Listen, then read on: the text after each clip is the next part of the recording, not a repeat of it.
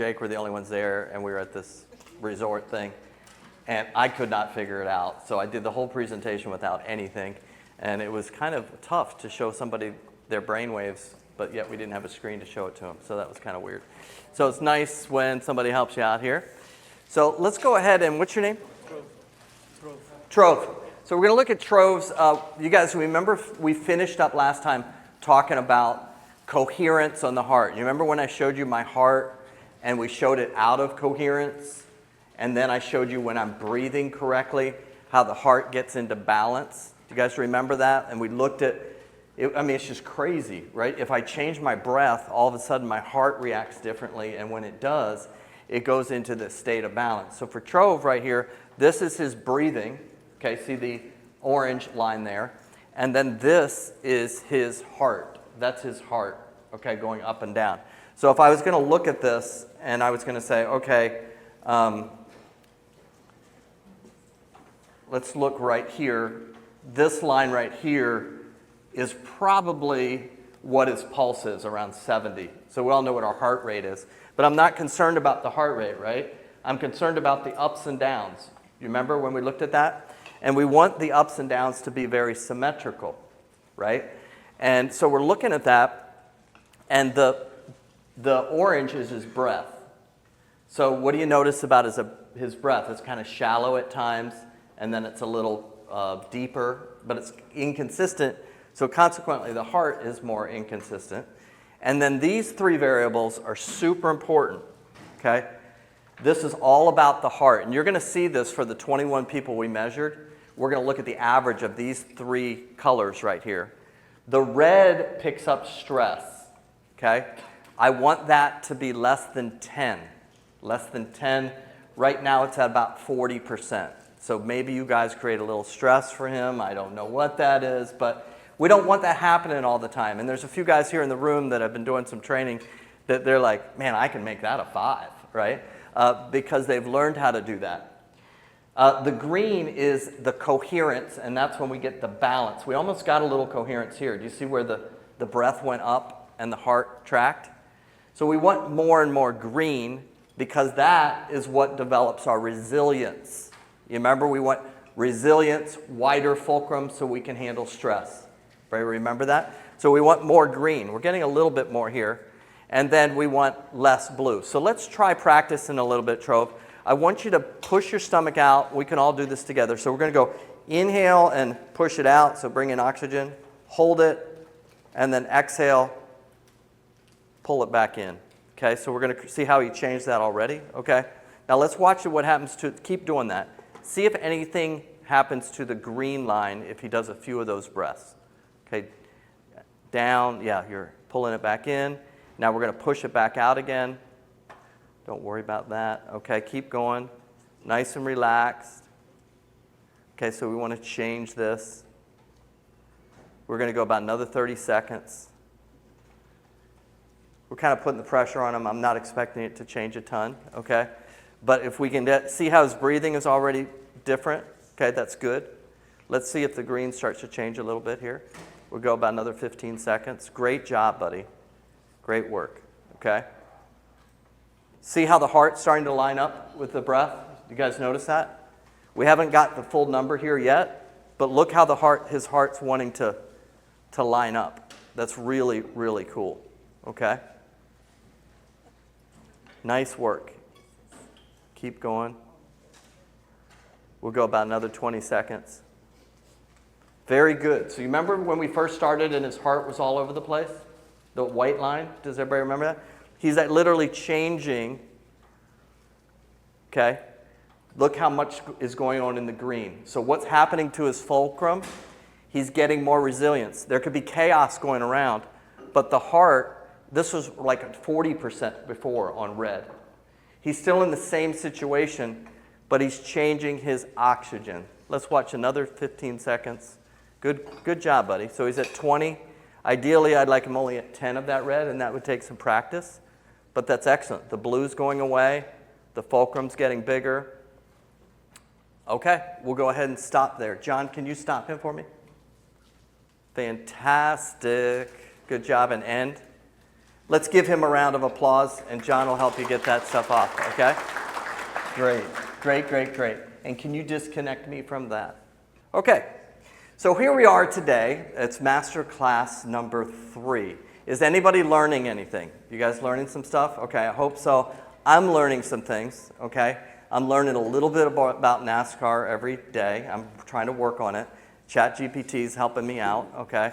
And you guys have had some good weeks lately, which is great. Good work, everybody. But we want you to learn as much about the brain and body, upstream what's going on, so that we can improve downstream who we are as individuals and be as strong as possible under stress and optimize performance. So today, I'm talking about one of my favorite topics. Well, the brain's my favorite topic, as you know from the kind of intro video we sent out to you. But the number one thing I love talking about is sleep. Sleep. Isn't it amazing what we do? A third of our life we spend sleeping. It's crazy. A third of our life. If I live to be 90, I'm going to spend 30 years sleeping.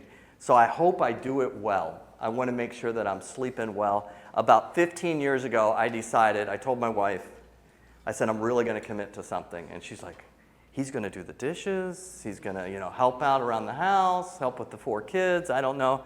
I said, I am going to become a great sleeper. She's like, wow, that helps me out a lot. And I said, yes, it will help you out a lot. But I really have been something, back when I was working the ICU at the Children's Hospital, I'd be up at 2, 3 in the morning doing consults and just pumping the caffeine just to run through the day at work. And I was just going full tilt, wide open all the time. And I realized that wasn't going to pay me dividends at the end. So I wanted to really work on sleep. And as I did, I studied it more and more, and I found out how important it is. So before we get into sleep, let's finish up from last time. So our attendance last time, we have the office. Is this through lecture 2, John? Yes. This is cumulative? Yes. Okay. Pit crews at 3%. Let's give them a courtesy clap. Courtesy. Little golf clap. Like this. Yes, yes, yes. Okay. Shop coming in at 13%. Nice work, shop. Okay, come on. Let's give it up for them. Okay. And then leading the pack at 16%. The office, go office. Good job. Give them a clap too. We can do that. Nice job, office. Okay. And remember, the winner by week 6, or by our 6th lecture, will get 2 free months of breathing training. 2 free months. That's pretty cool. You're going to have kiosks set up. You're going to be doing the same thing we do at the San Francisco 49ers, that we do at Adobe, that we do at different companies and places all over the country. And you're going to have that for 2 months right there in your space, which will be really cool. So make sure you attend. I did want to give you kind of a couple free things that you could think about for trying to work on your heart, because that was one of the things you said, well, what can I do? What can I do? I get that this coherence thing is important, but what are some things we can do? So there's a great app that you can get on your phone that's called Heart Coherence Plus. Heart Coherence Plus. And what it does is it uses the camera on your phone, and you put your finger over it. And when you put your finger over it, it reads that interbeat interval. I'm kind of cutting, well, am I okay? It reads the interbeat interval, and that gives us that signal that we can learn to, over time, improve our coherence. So that works. You're not getting much coaching with that, and you are using the finger, but that's a great app. There's another thing called Heart Math. Heart Math. They have a device called Inner Balance, which is something that clips on your ear. And again, it reads that interbeat interval. And through 3.5-minute, 5-minute exercises, it teaches you how to get more of that coherence, that green, because that green is so important to everything we do. Inner Armor, which there's 2 companies, Royer Neuroscience and Inner Armor. Inner Armor has a program where you can actually rent breathing belt and heart rate sensor, and that's about $100 a month. So there are some different things out there. Any breathing app is a good place to start. Okay, so there's all different types of things that you can look at. If you have questions, you want us to give you some more things free or things that involve coaching, you just let us know. So this is I love it. This is everybody from last time when we looked at your red, your green, and your blue. What do we want more of? Green. Green is coherence. That's the balance in the heart, okay? We want more of the green. So if you look, what do you think about what's going on with this person right here? Is this person like super calm? They have a good life expectancy. What do we think about this person? High stress, low stress, just perfect. High stress, okay. This person, they're in the same room, they're getting the same assessment, but their heart, the way they're breathing, they're setting themselves up for some serious kind of medical concerns, really, over time. We don't want that going on. How about this person right here? Oh, shoot, let's go back. That one right there. What do we think about this person right here? Okay. If I need to give somebody the ball at the end of the game, I'm giving it to this guy. I don't even know if he can shoot, okay? But I'm giving the ball to him because, or lady, I don't know who it could be. But this person is really calm under pressure. That's very good. Now, we talked about long-term stress, or short-term stress, but the blue is also fatigue. So what do we know about this person? Their stress may not be as high, but over time, they're developing quite a fatigue or kind of worn down. We would call that kind of adrenal fatigue over time, okay? This is all can be changed. Literally, I've taken groups like this, entire baseball teams, entire corporations, third graders at a school in California that look like this, and in 6 weeks, the whole thing's green. Still doing the same job. I can't stop the stress in your life, but I can stop how your heart and body is dealing with it. And we want to get these greens higher. If you want to Google anything and learn more about this, the word is coherence. Coherence. You want to learn more about coherence. Okay, awesome. So let's go ahead and we're going to walk through a few different things about sleep as we start sleep. So let's go here. And let's first talk about, when we talk about sleep, what are the things that sleep impacts, okay? So sleep impacts the brain, body, and everything we do. This thing's driving me crazy, okay? Let's just do this. What do you think? Hand mic. How about, can you hear me if I just talk like that? Yes, okay. Let's turn this off, because you know what's happening to my red right now? Is my red going up or down? And if I did this for 4 months, then my blue would go up because I'd be so tired from handling all the stress. Okay, thanks a lot. Okay, no worries, that stuff happens. So we're going to talk a little bit about sleep, and when we do, let's pull this up here. Okay, right here. Okay, let's first talk about what happens when you don't sleep. What are some things that happen when you're not sleeping? We definitely know that heart disease is directly connected to not sleeping well. And we've known that for years. And we've actually seen some of the stuff as we look at the heart there. Anxiety. You're not resting, not recovering, that impacts anxiety. Type 2 diabetes, significantly impacted. Insulin levels. Depression, attention, digestive issues, cancer, weight gain, learning problems, processing speed, and memory problems, okay? There's a famous prime minister, her name was Margaret Thatcher, okay? Anybody remember that name, Margaret Thatcher? What did they call her, the Iron Lady? Iron Lady? She had a famous quote, and she said, "Sleep is for wimps." And she was known for like only working off of 3-4 hours of sleep. Does anybody know what ended up happening to Margaret Thatcher towards the end of her life? Yes, she came down with Alzheimer's, and all that time that she thought she was making up by like, well, I'll get to sleep. I think she also said, I'll get to sleep when I die, okay, is that All that time she thought she was making up by grabbing 2 or 3 hours here and there actually caught up to the point that at the end she wasn't gaining anything from that, okay? And you have to understand how important sleep is in memory functioning. It is the most crucial component of memory functioning, okay? I work with a lot of people with Alzheimer's, Lewy body dementia, all kinds of memory disorders. And the number one thing I see is that their brain waves are out of balance related to their REM sleep. Does anybody know what REM stands for? Rapid eye movement. And that is, what do we do when we're in REM? We dream, okay? And when that dreaming happens, we take all the things from the day, okay? And it's kind of like I've got this bowl right here, and let me see your bowl for you, okay? It's still got food in it, okay?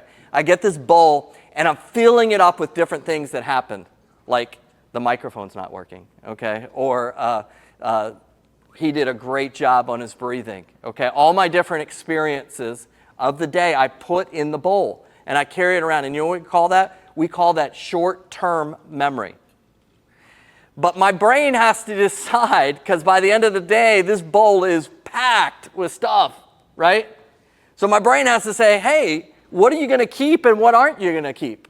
So it uses this thing, the hippocampus, where it stores memories. It's this little thing way deep in your brain, and that's attached to right next to something called your amygdala, okay?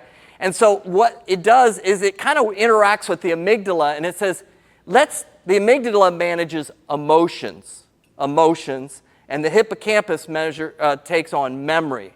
So what those two do while you're sleeping is they go through all the different things, and they find all the things that have emotional context to them, emotional context, and they take that and they figure that that's a pretty good filter for what should go on to long-term memory, right? Anybody have a family member or know somebody with Alzheimer's? Anybody? Okay. And they'll tell you stories from like 1940 in great detail. But every one of those stories is tied to emotion, okay?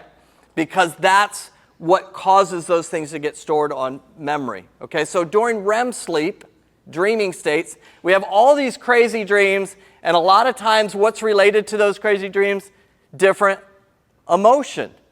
Because we're taking the bowl and we're picking the crucial points and we're etching them on our memory to store them.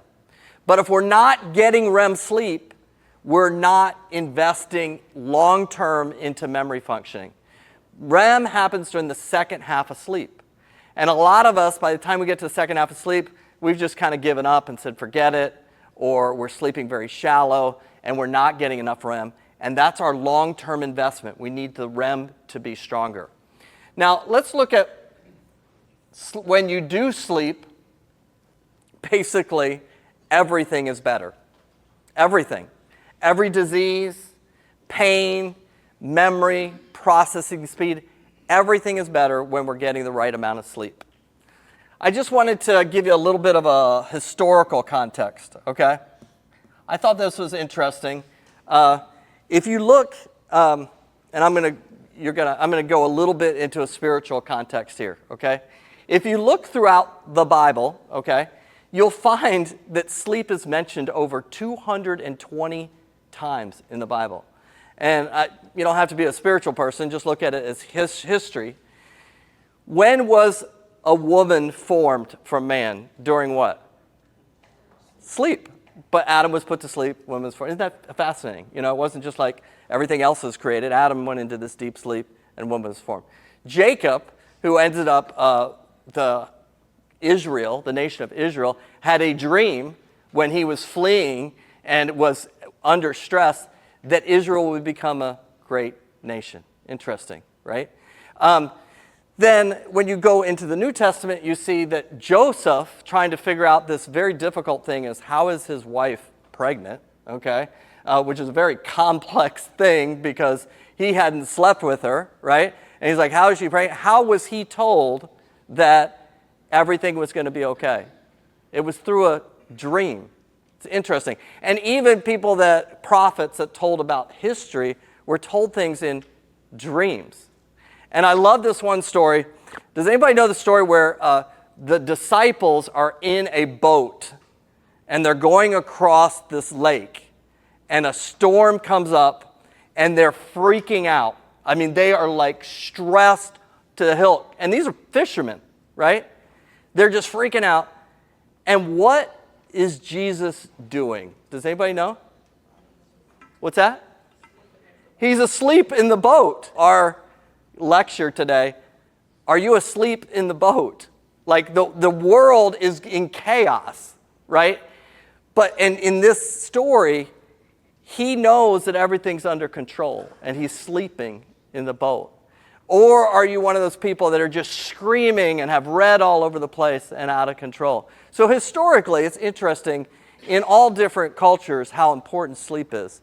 And even in the Jewish culture, they look at the day starts in the evening with your sleep. It doesn't end with your sleep. Your sleep is actually the most important thing that you do. So let's talk a few things about sleep. The science of sleep. There's 3 hormones that you need to understand in sleep. One is called cortisol. Does anybody know what cortisol is? Can you give me a description, or just really basic? Does anybody know what cortisol is? Everybody ever heard the word cortisol? Okay. Cortisol is related to stress. So you remember we talked about the brain lights up, goes into sympathetic, and then all of a sudden the hypothalamus tells the adrenal glands to pump out adrenaline. You guys remember that? That's called cortisol. This is very important. Every day you should be releasing a high volume of cortisol to wake up. That's what gives you energy to get out of bed. Okay? So when we don't have the energy to get out of bed, what's the next best thing that we try to use to give us energy so we can start the day? Caffeine. So if it's like, man, I can only operate off of caffeine, I would ask you the question, why isn't your body making cortisol when you wake up in the morning? Okay, because that's what it should do, is it should make cortisol. Now, if the fire alarm went off, we would also use that cortisol to instantly react. So we have this rhythm of cortisol where we produce a lot of it in the morning, but we also will have it come on board if we're in a crisis because it creates the ability to absorb a lot of sugar and get energy. But as the day progresses, cortisol goes down. It decreases because you can't go to sleep with cortisol. So if you kind of look at the day this way, let's divide this into, this is the day and this is the night, okay? And so when I'm going to start the day, okay, my cortisol is really high, okay? That's where my cortisol is, okay? And if you're functioning well, and you can actually measure this with saliva, it's pretty cool, we did this in the NBA with over 400 NBA athletes to track what was going on during the NBA season, what was going on to their cortisol, which was affecting their testosterone. Many issues with testosterone come from issues with cortisol, not just, hey, I'm older, I need testosterone. It actually goes back to these underlying things that give you energy and strength. So cortisol is high in the morning, about 8 units. And then as the day progresses, it gets lower and lower, okay? So by noon, you've had a pretty steep drop where you've gone from 8 units to really about 4 units. Down here, by the time the sun sets, you should be at about 3 units of cortisol. You guys tracking with me? So that's this adrenaline that comes right out of these adrenal glands, and it's pumping out, and it gets you awake, but then your body can't keep it in there, okay? Why can't I keep the cortisol up here when the night comes? Why? You wouldn't go to sleep, right? My problem in the NBA is, when do they play games? At night. And I'd have these guys come up to me and we'd be talking after the game and they'd be like, I have a guy that was in the NBA for 13 years and he says, I can never remember a night where I got to bed before 5 a.m. He said, I've just never been able to do it. It's not that I want to go party. It's not that I want to go do this. He says, I just have to watch the game again. I have to write things down. I have to go through all this stuff. I can never get my brain. What's going on with him? His cortisol is shooting up at night, and he can't wind down to get to sleep. He has to go through this whole process to come down. Make sense? So as cortisol comes down, and you got a little sneak peek earlier, what works in inverse of cortisol? What other hormone that we make works in the inverse of cortisol? As cortisol goes down, this one starts to come up, and it's really activated by darkness, by light. Light going away and darkness. What do you think that thing's called? Who said that? That right there is a $10 Dunkin' card. Look at you. Nice answer. I love it. That's good. Melatonin goes up when cortisol goes down. And what do you think melatonin does in the morning? Do you think it's up or down? Down. It's down here. Oh, just change the color. It's down here, and it's just riding along, and then all of a sudden it senses this drop. It senses this drop, and what it does is it starts to rise. And as it rises, it gets to a peak, and its peak happens at 12 midnight a.m. That's when your melatonin peaks. So another thing, I did a lot of work in the NBA. There's a great article in ESPN, the magazine, called NBA, The Dirty Little Secret. And it's a story. It was the number 2 story in the year that it came out, and it was my story telling about working with the NBA. And the dirty little secret was sleep deprivation is worse than concussion in the NFL. Is you're putting these people on these airplanes and flying them all over the country and depriving them of sleep. And every one of them is now susceptible to all the diseases that we talked about because they're not getting sleep, okay? So, but in there we looked at what the coaches would say, hey, we'll get them back from the West Coast at 7 a.m., and we'll give them the whole day off. And they can sleep all day long, okay? And I'm like, guys, it doesn't work that way because we peak our melatonin based on the evening, and you're not going to get your peak melatonin. So not all sleep is created equal. We need the apex of our sleep cycle. So we need to be at least 2 hours into our sleep cycle to truly benefit from this guy right here, from the melatonin. And so that's why sometimes we'll augment with melatonin. Now let's ask this question, okay? What happens if all of a sudden I have an interaction at work that causes my cortisol to go up? So let's say like 3 o'clock. Something happens and my cortisol goes like that. Somebody really ticks me off. Or I lost a big file. You know, I know nobody ever had anything bad happen at work. Okay, but let's just say you did have something bad happen at work. And this bad thing happened and you got like really ticked and your cortisol went up because it also does that too, right? It has a rhythm, but then it reacts to things to help me get energy. So what happens when this guy gets up to my melatonin? What do you think the melatonin does when he goes up? What was that? Justin, was that you back there? Okay. You're hiding back there from me? You and Chris back here just like... We're just taking it all in. Taking it all in. There you go. $10, man. Okay. Awesome. So what happens here is the melatonin, it is in a dance with cortisol. And it's not going to sit back and say, well, no, I'm taking over.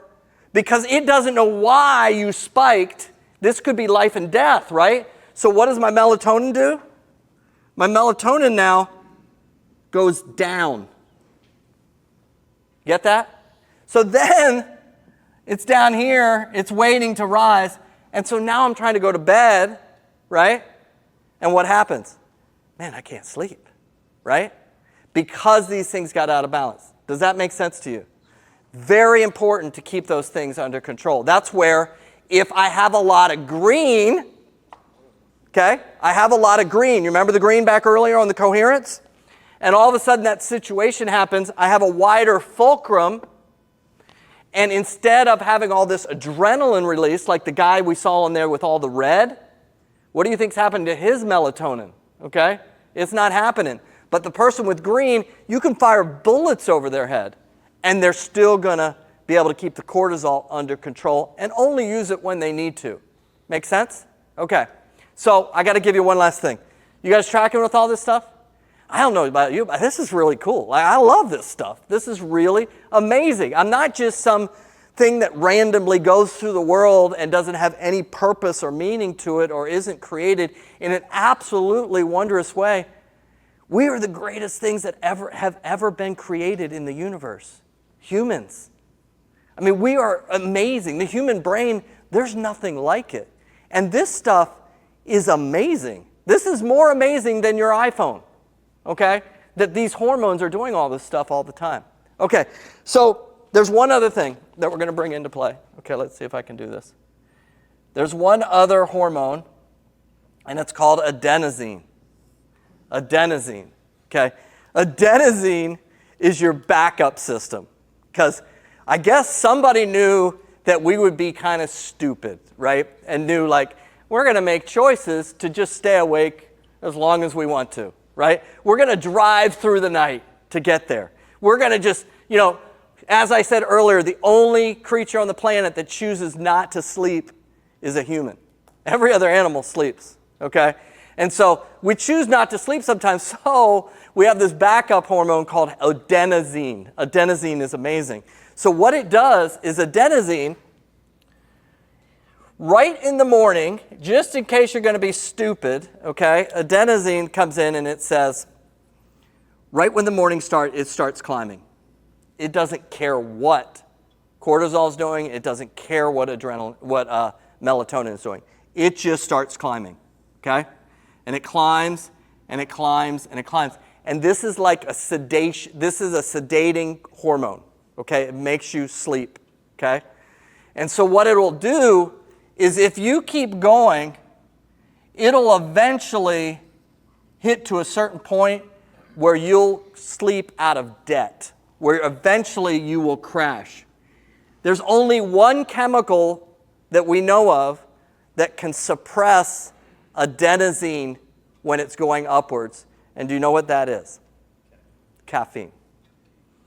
So it's kind of like I'm blowing up this balloon and I'm capping it with a Red Bull, okay? And I keep blowing it up, and the adenosine's the backup system, right? And the balloon is getting massive, and I just keep cramming caffeine into it. But what eventually happens as I keep doing the caffeine? You've had this happen maybe, right? Where all of a sudden it doesn't work and the balloon just blows. And the adenosine comes out, and it, out of sleep debt, creates a crash, okay? So a lot of times we're fighting off fatigue and different things out of sleep debt because of using caffeine to do that, okay? Let's go back to the PowerPoint real quick, and let's see where we are there. Here we are. Okay. You guys hanging with me? So we had somebody do a sleep study for us, and this was one of your own, did this. And this is a medical grade sleep study, okay? This is not a Whoop, Fitbit. Those things are not going to give you exact measurements. They're going to tell you maybe how long you slept, which the ideal is going to be 8 hours. The 8 hour, 8 is great. 8 is great. 8 is great, okay? If you don't remember what I just said, I said 8 is great, okay? I know, exactly. Well, you know what Roger Federer used to say? Anybody ever heard of Roger Federer? Roger Federer probably holds the record for the most weeks in number one, which I think was something like 500 or 400 weeks. It was some ridiculous number, okay, at number one. It was years that he was number one. He would say, if I can't sleep more than 10 hours before a match, I just can't play. Can you believe that? And you hear about these athletes, these really elite athletes, that have learned that that's what they do. Like, is they sleep and they play their sport. Now, when you say, I can't sleep, like who's got 8 hours, I get that. I hear what you're saying. But you have to look at sleep, it's an investment, okay? And there's two big investments that happen. In an 8 hour cycle, this is super important, the first 4 hours of sleep is all about your body, okay? So you go into this blue state. So this person here, see this blue on the graph? Oh, let's go back. Where was it? Okay, see this dark blue right here?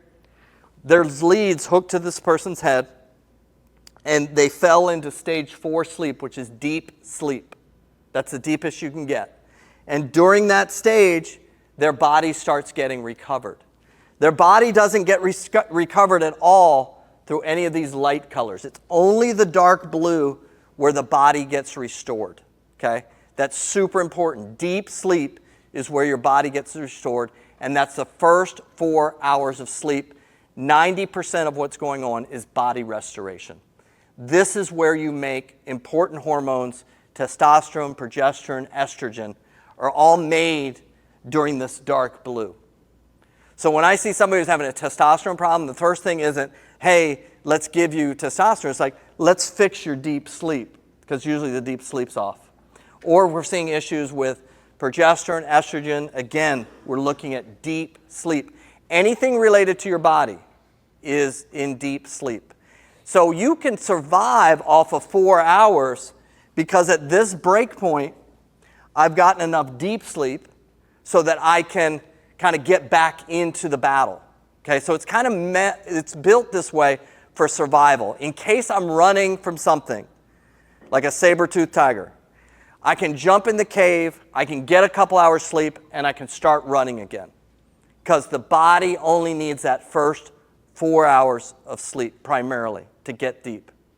So that's happening in your whole sleep cycle. It should be 25% of your sleep should be deep sleep, 25%. Okay? This person at JGR, they were in bed for 6 hours and 49 minutes, and they only slept 5 hours and 50 minutes. Okay? So it's like going to the office, and I only got 75% of the work done because this person was awake a lot. Okay? Their deep sleep needed to be 2 hours, and it was 1 hour and 29 minutes. Can they survive? Yes, they can, but they're likely going to have some type of physiological problem over time because the body's not getting recovered. This is real sleep study. This isn't, again, a Fitbit or an Apple Watch. This is measuring the brain, okay? Very important. I liken this to what's in your wallet. I did it last night. I stored it up. And now I have the wallet, the cash in the wallet to function today. And I can function. And that's why a lot of you function on very small amount of sleep. But the other thing that's just as important is, do you see these light blues? Those are called REM sleep. We talked about it earlier. That's where memories are formed. What should happen is at this point, this person should have had a lot of light blue. That did not happen. They actually had some light blue originally right out of the chute, and I would say that mentally they have something going on because their brain tried to start to fix problems before it fixed the body. REM shouldn't happen that quickly, okay? But when we're stressed, it does to solve problems, but it robs us from our deep sleep. So this person, this whole back half of his sleep should all be light blue, and it's not. His total REM is 45 minutes. And it needs to be 2 hours. Because in REM, we're building up our long-term investment. It's your 401k. REM is, what is your brain going to look like 10 years from now, 20 years from now, 30 years from now? And you're going to do all this work, but this guy's not there because you haven't invested in him. And that's why we need that 8 hours, is to fit that in to the cycle, is the REM sleep. This person is wakening more than they should, and they're not getting to sleep like they should. This is a really healthy sleep cycle. So you see the dark blue, and then do you see all the REM? And then the awakenings are the red. So I was in a lecture format like this, and we gave some people, they were going to come back the next day, and I said, how many people, 0 to 10, how do you sleep? And I had two guys. Like I had one guy here and one guy here. And this person said, I sleep a 9. I said, okay. And this person, I sleep a 9. I'm a really good sleeper. I'm like, okay. I want you both to go home and we're going to measure your sleep. Not just subjectively. What are you basing that off of? You're basing that off of how you slept the night before and the night before. You don't have anything objective to measure that to. So I took these 2 9s, and this was the first guy. This is a 9. This is really good. A lot of deep sleep. Hormone development, really good. A lot of REM sleep. This person also said they were a 9. The reds are awakenings. This guy's a train wreck. But here, get this. The thing about being a human is we can adapt, and that's really cool, right? Is we can adapt. You know what's bad about being a human? Is we can adapt. What has this guy done? He thinks this what sleep is. That's not sleep. His brain's awake. His susceptibility for memory problems is going to be huge. His susceptibility for every disease on the planet, huge. Because we need to have the deep sleep and the REM sleep. Okay, we got to have both of those. Make sense? Okay, so one other thing on this is you guys, many people know, like have CPAPs or know about CPAP, apnea, hypopneas, and that's when we're not breathing well at night. So one of the variables that affects creating all that red is sometimes we're not breathing correctly at night, so we need to measure that. So we had somebody wear an O2 ring, and we looked at their results. And this is their results over here, and this is an ideal one. So what should happen on here is during the night, I should be breathing just as well as I'm during the day, where I'm getting enough oxygen in that the blood is getting saturated, 95% or higher. If it gets below 95%, cells will die, okay? Let me say that again. If your oxygen saturation gets below 95%, cells will die, okay? So this person, they were between 95 and 100% for 8 hours, and 100% of the time for 8 hours and 17 minutes. No cells are dying here, okay? 100% of the time they were up, their heart looks good. This person, for 74% of the time, they got oxygen, but for 26% of the time, they're not getting enough oxygen. Cells are dying while they're sleeping. Would that make sense why the person might be wakening a lot? If you were being suffocated, would you wake? Yes, you'd go into sympathetic. You guys remember that? Sympathetic. You would get tilt because you're not getting oxygen in. So it's very important for us to know what your oxygen is doing when we're trying to study sleep. Because this person, it all goes to, and it doesn't always have to be CPAP to fix this. There's other ways to fix that. So let's walk through that, but I wanted to give you a brief understanding of why are they doing CPAP is to keep you from going below 95%. But many times it's because of body position, which another talk we can explain that. Okay, let's go back to a couple more things and then we'll kind of talk about what we're going to do as an exercise for you guys. Okay, so here's some good assessment information, okay? What are some things, if I'm wondering about my sleep, if I'm wondering what my deep sleep looks like, my REM sleep looks like, here's a few things. One is the O2 ring, okay? So an O2 ring measures your oxygen saturation at night. You just put it on, very easy to wear, and in the morning you can sync it up with an app, and that app will show you, was my oxygen saturation above 95% all night, or was it lower? Sometimes our awakenings at 2 and 3 a.m. are because our oxygen saturation got too low because we weren't breathing correctly. So I have a case here in the back that John and Jake will have ready for us that has 30 of these O2 rings in them, okay? If you would like to measure your oxygen saturation at night, it's available for you, okay, for free, okay? You can take that home, you put the thing on. I have a video that describes how you download the app, and you can look at that, and you can send the information to us, and we'll give you an explanation of that. Just like a lot of you got your emails about what your heart was doing from last time. So oxygen saturation, there's no cost or anything like that. We're just giving that to you, okay? So we have those if you want to take those. If they all get gobbled up, then we'll rotate some of those to anybody else that wants those. But John and Jake will have a list for that. There is a other thing that we do is called the Insight, which is a device that actually gives us that sleep architecture where we put 3 leads on the head and we can measure when you drop into deep sleep, when you drop into REM sleep, and when you awaken.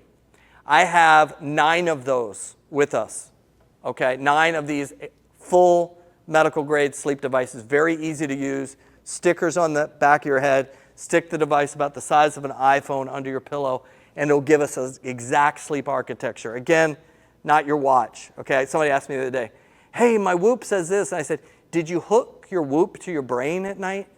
Okay? Because that'd be like somebody telling me, you know, I've got a heart problem and they're looking at my big toe. Like, okay, maybe you can figure that out from my big toe, but I need to look at the brain. So we have 9 of those devices that if you'd like to do a take-home sleep study, again, free. Free. Normally, it's about $300 for those, but you get them for free, okay? Just because you sit here and listen to me mess around with this microphone and all that stuff earlier, so you get that, okay? So if we have more than 9 people that want those, we will just cycle them through to the next person. The Synergy is a full-blown sleep study where you wear a chest strap and a nasal cannula. We're not offering those. Those are way too invasive. The other thing that I'd want you to think about is measuring your hormones, okay? And what hormone do I want to see? Cortisol, okay? We want to measure that throughout the day. Some people don't have energy in the morning, and that's because they're not making enough cortisol. They've been pushing red line all the time, and now the body can't make the adrenaline like it needs to. So we have access, and I can lead you to a website where you can get a hormone sample of looking at your cortisol in the morning, evening, and right before you go to bed. Very easy to do, and we can explain those to you. Okay? So those are a few things on assessment. Assessment's always the key on sleep, is figuring out what your sleep's doing. Now let's finish up with some interventions, okay? First of all, before going through these things, you have a sheet in front of you that John over here, who's my business partner at Inner Armor, he put that together for you. He's been working on that, so that's for you. Thank you, John, for doing that. Appreciate that. So those are there for you. You can also go to Royer Neuroscience to resources, and there's a bunch of videos on sleep, Then the first thing that I want you to think about, and you'll see one of the videos there where we're talking to the 49ers about sleep. And the first thing we mention is light. What activates, do you remember when we had the light colored box up here and the dark colored box? And I said melatonin is activated by the sun setting, okay? And you know, what is it that we don't want to be exposed to at night? Blue light, we all know that. But did you realize you actually need blue light in the morning? Okay, so we might avoid blue light at night with blue blockers, but we need more blue in the morning, okay? So there's some great devices that you can get through Amazon that are blue lights that have 10,000 lumens. You do those for about 20 minutes in the morning, and they'll start resetting your circadian rhythm. Very, very good. And you can go to our website and watch some of the videos about that. Biofeedback, like the breathing and heart rate stuff. Neurofeedback can also help with sleep. And last thing is anything that's anti-inflammatory. Measuring things like your omega-3 index, super, super important. And the other thing is any type of infrared sauna, infrared lamps, those are super good for helping with inflammation that can affect sleep.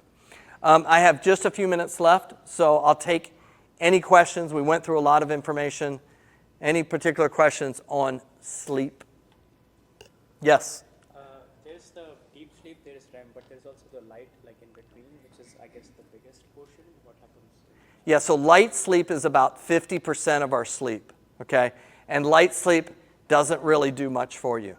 It's kind of a conduit or a pathway. So you're going through these stages, 1 and 2, that's light sleep. And then you go to 3 and 4, that's deep sleep. Then when you go into REM, it does something really weird. The brain, if you're looking at the electrical current on the brain, it actually goes higher, the electrical current, than when you're awake. So you remember we talked about the emotions and everything, but it keeps you immobilized. And so it's during that state that it's forming all these memories and stuff. But light sleep is all the pathways in between. So every 90 minutes, you go 1, 2, 3, 4. 1, 2, 3, 4. It's almost like somebody made it that way. 1, 2, 3, 4. Okay, and you're getting down in those deep sleep. But what happens to a lot of people is they get into 1 and 2, and their brain's so revved up, they have all that red on their heart, and they can't let go and get into deep sleep. And that's why we have to build resilience, so we can get down into deep sleep. Good question. One or two more other questions? Yes, ma'am. Going back to breathing. Yeah. How do you incorporate that type of breathing without trying? Like if you're in the middle of a meeting and you want to, you know what I mean? Like how do you do that pause and then release it? Yeah. So that is practice, okay? So there's a couple guys over here that are working on that, and they're about ready to get to the section where when we're doing breathing, we go through a section where we're teaching you how to do that unconsciously. But you just have to keep practicing that over and over, and it's really working on the movement of the diaphragm. And if you do 5 minutes in the morning and 5 minutes later in the day, and you start doing that every day, you'll start to not breathe that way all the time, but what you're going to notice is when you're not breathing that way. Okay? It's kind of like going down the road and all of a sudden you hit the rumble strips and you pull yourself back in. That's what happens when you start breathing correctly. Is all of a sudden you're in a meeting, you're like, why am I breathing so fast? I'm in traffic.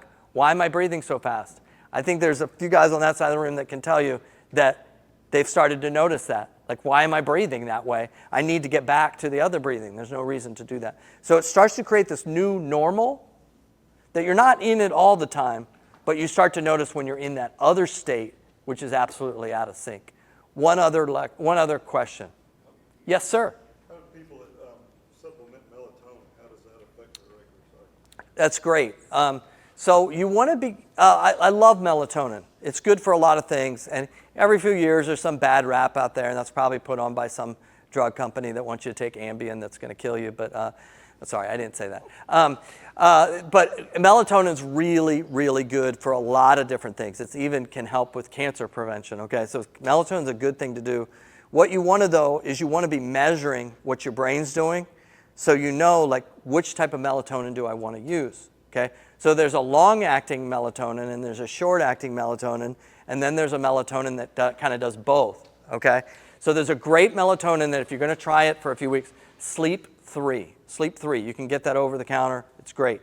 It has a short-acting and it has a long-acting, because most of us are fine up until 2 a.m. Right? We're like cruising, because the adenosine, because we let it build so much that it just crashed us, but we can't transition into REM.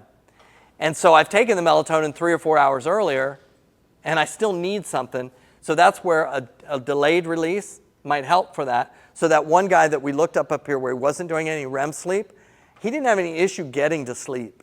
So I wouldn't waste melatonin with an initial fast release. I would say you should be taking melatonin for your later 4 hours from now. But melatonin is a great, great supplement. Okay? But you want to be able to also work on other things to improve it. Okay? Guys, it has just been great working with you all. And I'm hoping that this is helpful for you. And we're looking forward to next time that we get together. John, do you know what the next topic is?